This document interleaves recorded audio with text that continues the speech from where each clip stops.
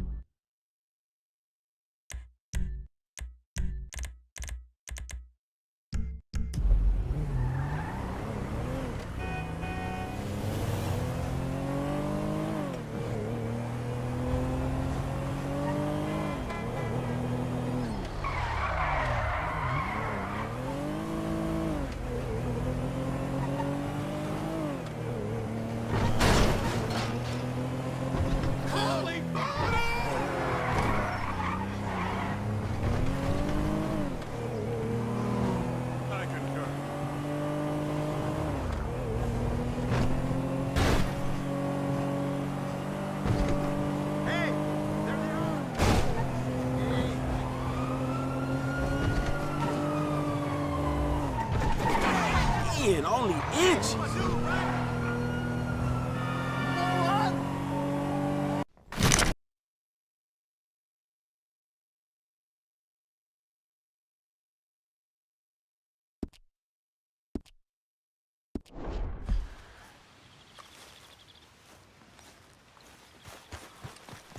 You know what to do, girl.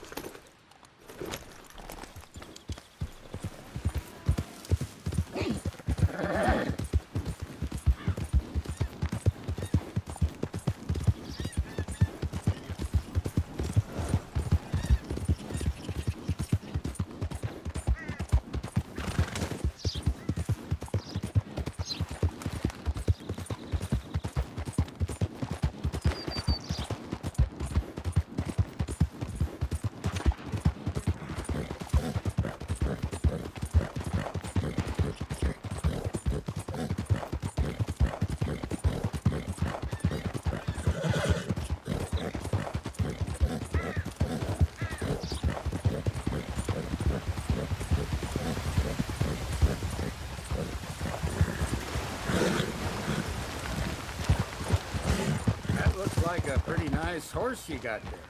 I paid top dollar for this beauty. Fast as a bullet. Want to see how you...